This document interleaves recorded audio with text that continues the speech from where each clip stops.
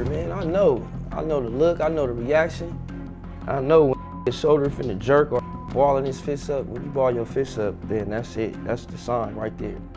Naturally, Sodi was in the streets. Like, what a lot of dudes don't understand, like, I can't speak for a lot of other dudes, but I know for a fact, when Sodi was rapping, like when he was started off early on rapping, Lil Sodi was like really in the streets, like thug. I got shot two times, 2 different times.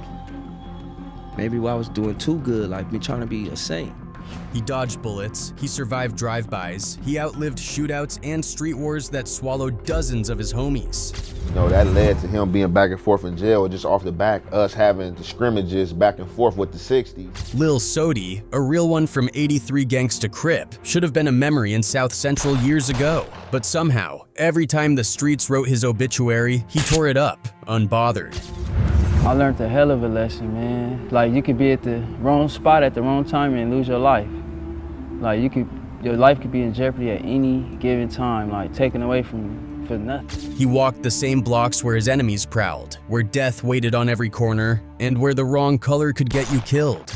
People telling them that Lil Sodi treacherous, he gonna come in and he tripping, he gang tripping and all of this. And so a lot of that people was hating on me, bro, and I was hearing about it. He wasn't just a soldier in the war between the 83S and the Rollin 60s. He was the only one crazy enough to try and stop it. He had beef with Nipsey Hussle.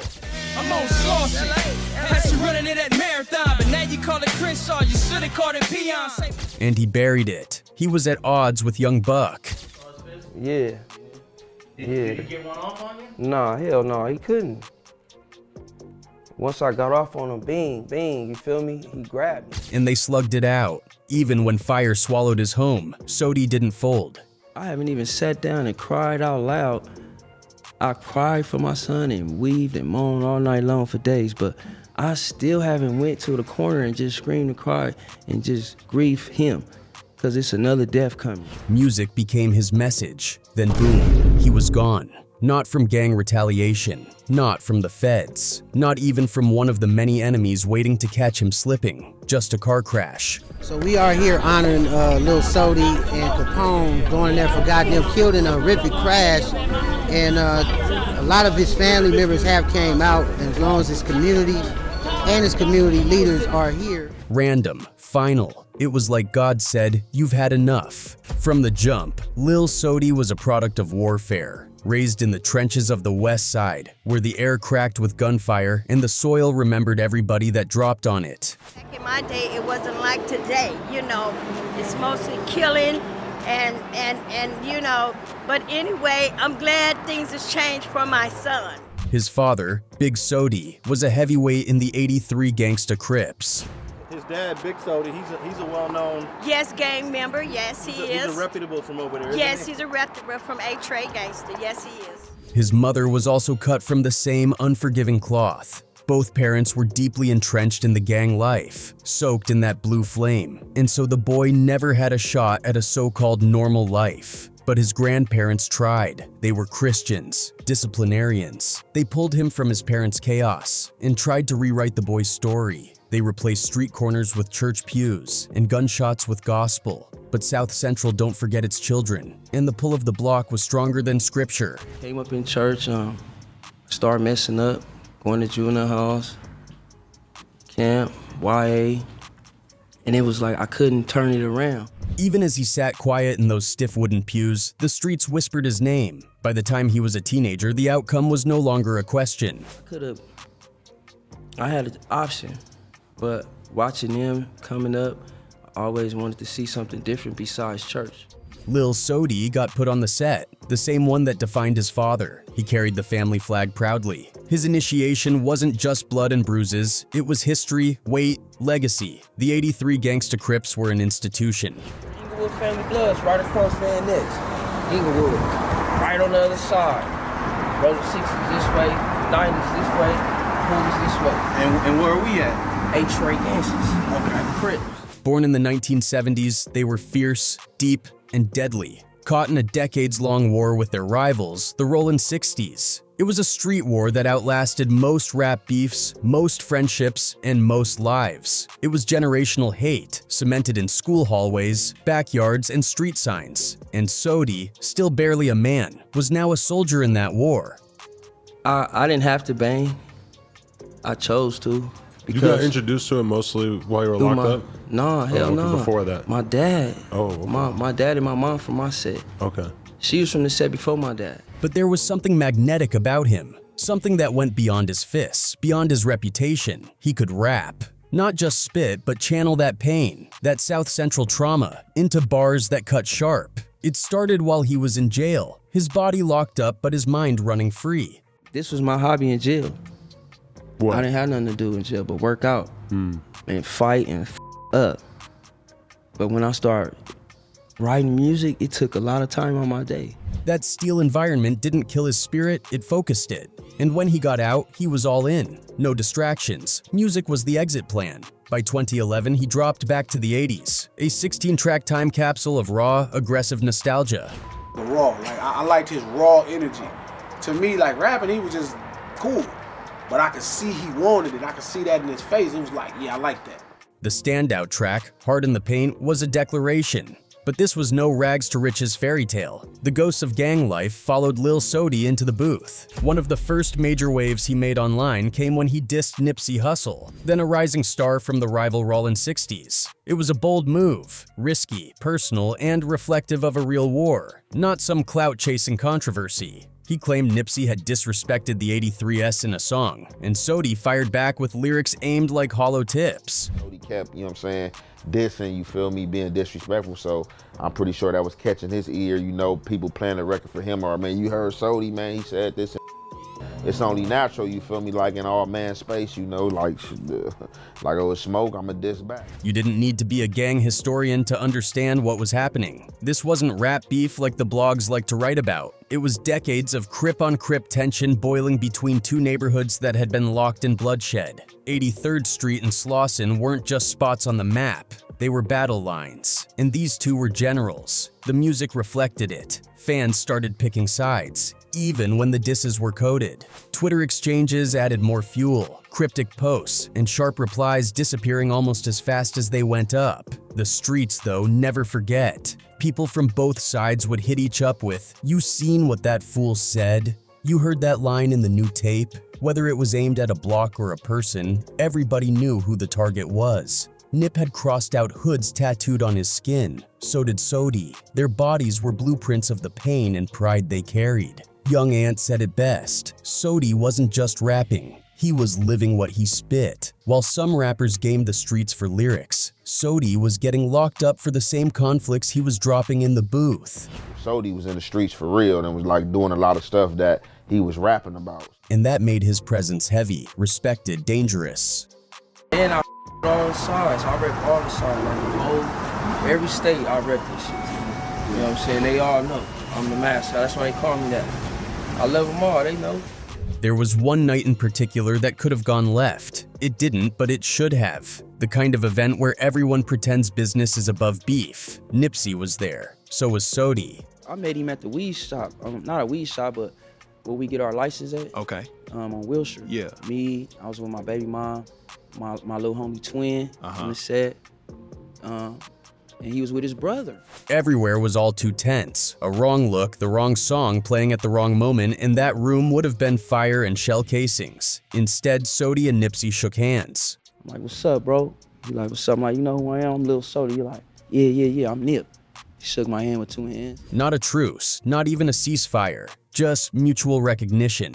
And then silence. The industry held its breath. People knew this wasn't just industry paranoia. There were real-world stakes. Hood politics were involved, reputations, old wounds, and the young homies were watching closely, learning, choosing sides. Still, the beef never fully exploded. Maybe out of respect, maybe out of caution.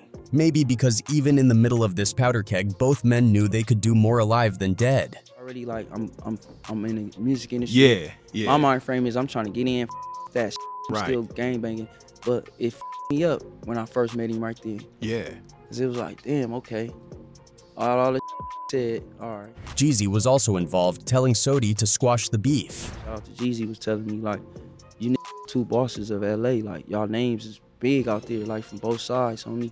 Like, y'all shouldn't be getting into it. Y'all bigger than what it is, you know what I'm saying? And yet, when Nipsey was killed, everything froze. Sodi was on tour with Afroman heading to Vegas when the news broke. It hit him like a brick, not because they were friends, but because he knew what would come next. Everyone in LA did. The city would point fingers, 60s versus 83 GC all over again, just like that. But cooler heads, reputable ones, stood up, told folks to wait and listen. The peace march after Nip's death was real, powerful, historic. Sodi walked in it side by side with those he once warred against.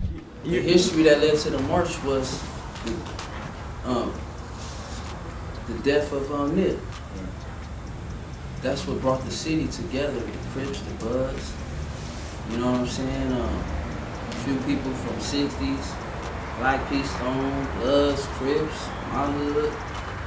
You know what I'm saying? We all came together. Not because the pain was gone, but because the future demanded it. Yet the streets had never let go of Sodi. Not really. Even when the ink was drying on his corporate thugs entertainment paperwork, the scars of South Central were still fresh, pulsing. Signing to Young Jeezy's CTE was more than just a record deal. It was a temporary truce between ambition and survival. For a moment, the kid from the Crip side had a shot at something different. But it wasn't just beats and bars waiting for him in Atlanta. It was a game where politics moved louder than pistols and betrayal didn't always come with warning shots. The transition was never smooth. How could it be? The industry had its own turf wars, passive-aggressive deals, egos masked as executives, labels fronting unity while quietly waiting for your slip-up. And Sodi walked into that world still carrying the weight of a 40-year neighborhood war, wearing it like a badge across his chest. His voice cracked like pavement in his early tracks, stories soaked in the blues of his section.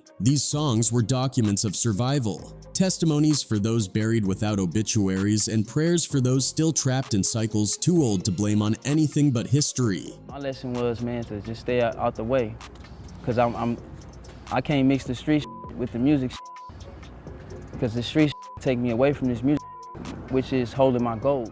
His cadence carried the rhythm of sirens and shouts from across the 83rd. Sodi was rapping for his hood, sure, but also to keep from drowning in it. That was the paradox. Every verse was a lifeline, but the beat always brought him back to the blocks he was trying to transcend. Then the court case came. It was a conspiracy charge tied to a 2012 homicide Lil Sodi swore he had nothing to do with. Yeah, man, I was fighting a murder case. And a lot of people don't know about it. A lot of people do know about it. A lot of people had mistaken my name as saying I was telling about the shit and all kind of shit, hating on me. But the law didn't care about technicalities when your name came with a rap sheet and Crip Inc. He bailed out thanks to the bread he'd stacked and the loyalty from those still in his corner, Jeezy among them. Me and my other crime got the same, my big homie, he got the 3 years probation and he had to do a year, but he time served because he stayed in, I bailed out. And my other little homie, he just took 26, so he'd do like 22. Package deal. So I don't see where the snitching came in. But jail had already delayed momentum. That 3-month county sit-down dimmed the studio lights. And in that silence, doubt started creeping in. Street politics and industry expectations clashed like rival sets in a parking lot. There were whispers, snitch accusations, mislabelings. It didn't matter that he'd beat the murder. Perception carried more weight than paperwork in both worlds he walked. You ain't gotta have to do with nothing. But if you were part of a murder case of a family, what you think? They gonna think, hell yeah. You know what I'm saying? He was there. They charging you with this. So yeah, to deal with that when I see them or when I run into them in traffic, I don't know how they gonna take. Still, Sodi didn't fold. He moved away from CTE, back towards something more grounded, more in tune with his roots. He found it with Big Face 100's 100 Entertainment. But this time the blueprint was different. This wasn't about image or Atlanta deals. This was street certified, built on mutual respect, pain, and a shared hunger. 100 Ent wasn't drama-free though. The street codes still followed Sodi like a shadow. It didn't matter how many views the songs got, or how many interviews he lined up. The streets still tested loyalty like it was currency. And once again, Sodi stood his ground, never ran from a fade, never hid behind the music. But with every open door, Sodi felt the pull of something darker behind him. He talked about how he couldn't separate the streets from the booth. One misstep and it all could be gone. One wrong party, one jealous glance, one misunderstanding. The same way he nearly lost it all before.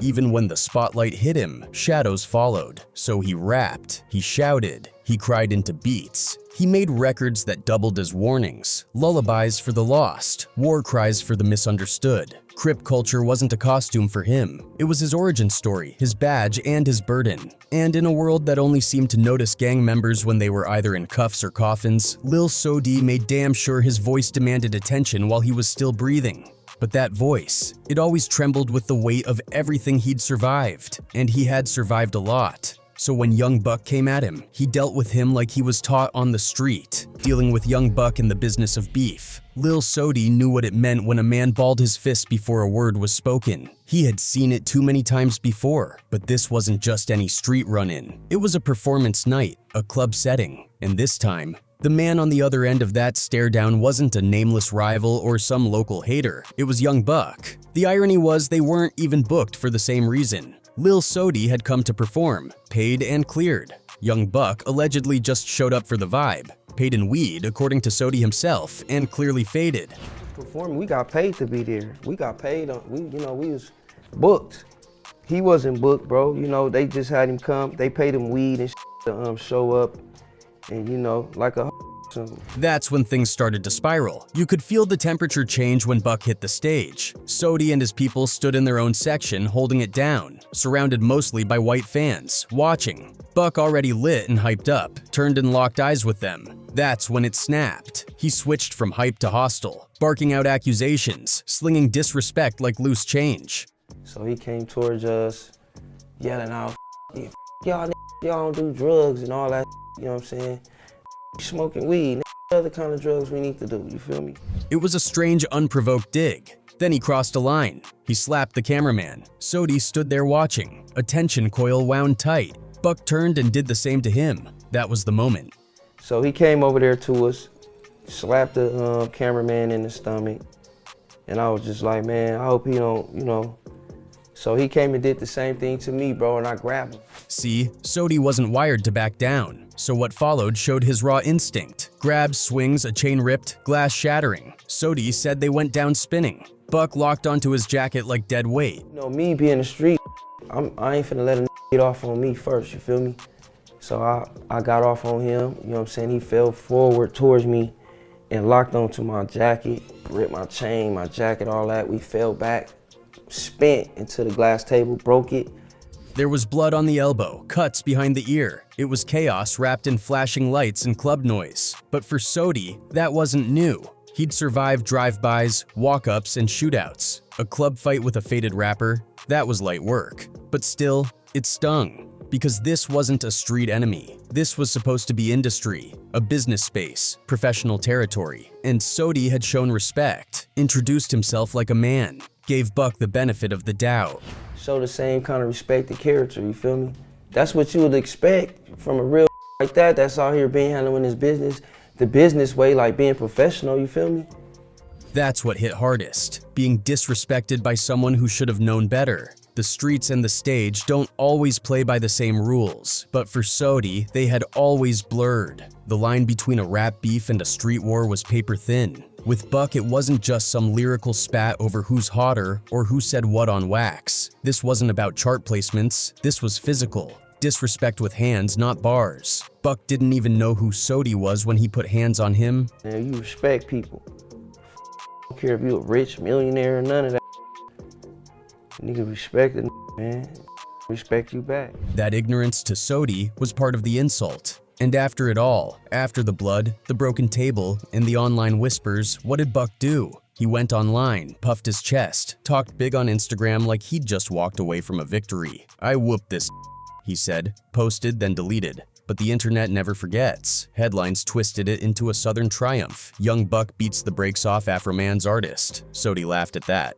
That's just the South, Buck's girl allegedly said, brushing it off. That's how we get down. But to Sodi, there was no excuse. We don't get down like that in LA, he said. Yeah, yelling and all that. His girl was talking about But that's just how we get down in the South and whoop, whoop, like approaching people aggressively. I'm like, well, we don't get down like that in LA.